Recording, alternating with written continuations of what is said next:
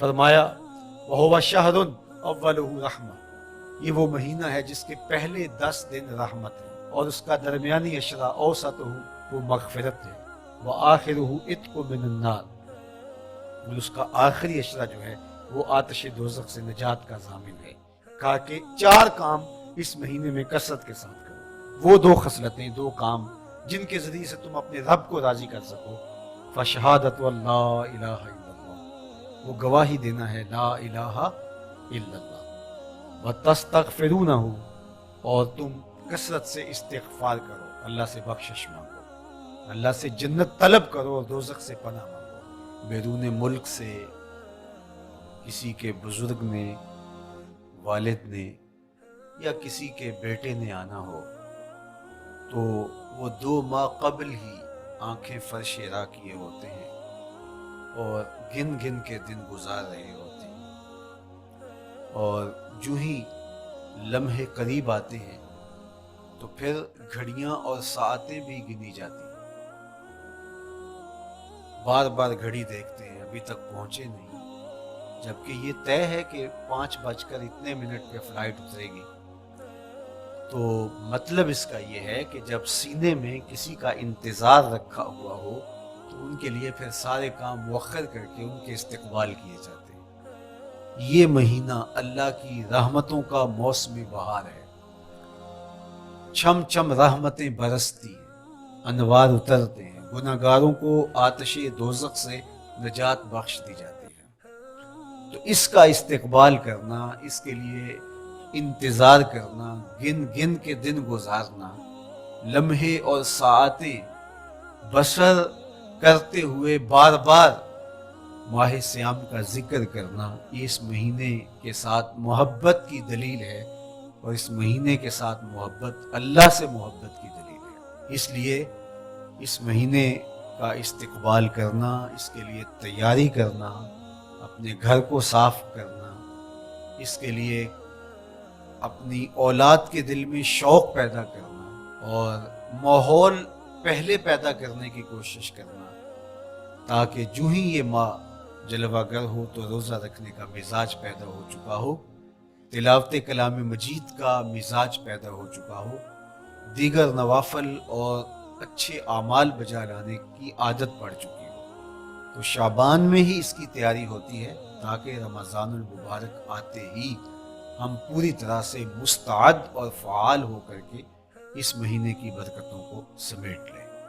اللہ کے محبوب علیہ السلام نے ارشاد فرمایا کہ جب ماہ سیام آتا ہے فتحت ابواب الجنہ، تو جنت کے 8 دروازے کھول دیے جاتے ہیں، اور جنت کے 8 دروازوں میں سے ایک دروازے کا نام باب الریان رکھا گیا ہے،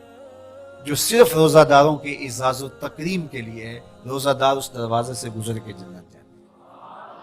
حضرت سیدنا سلمان فارسی رضی اللہ تعالی عنہ فرماتے ہیں کہ رمضان المبارک سے قبل حضور نے یہ خطبہ ارشاد کیا، یا ایھا الناس، اے لوگو، قد اظلکم شہر عظیم، اللہ نے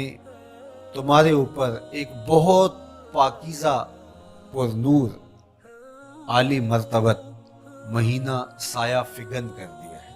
شہر فیہ لیلۃ خیر من الف شہر، اس مہینے میں ایک ایسی رات ہے جو 1000 مہینے سے بہتر ہے۔ جعل اللہ صیامہ فریدہ و قیام لیلۃ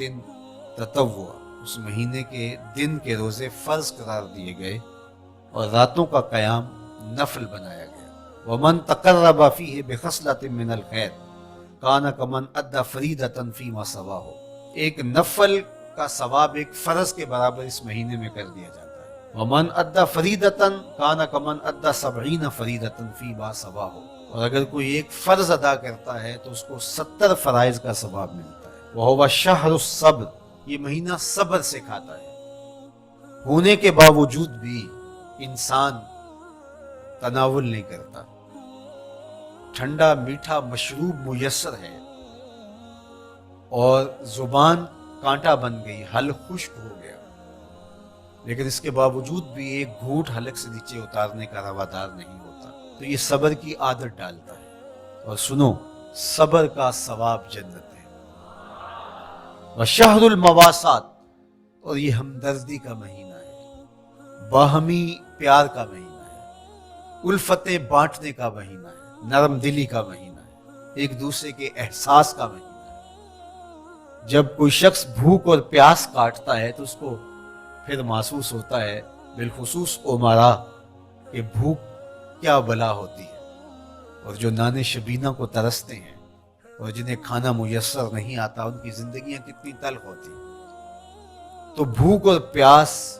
احساس پیدا کرتی ہے. وَشَهْرٌ يُزَادُ فِيهِ رِزْقُ الْمُؤْمِنِ، اور یہ ایسا مبارک مہینہ ہے جس میں مومن کا رزق بڑھا دیا جاتا ہے. غرباء تک بھی اللہ کی نعمتیں وہ پہنچتی ہیں جو عام دنوں میں ان کو میسر نہیں ہوتی،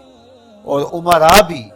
نعمتوں کا لطف لیتے ہیں، اس لیے کہ بھوک کاٹنے کے بعد جب ان کو نعمت میسر آتی ہے تو پھر انہیں احساس ہوتا ہے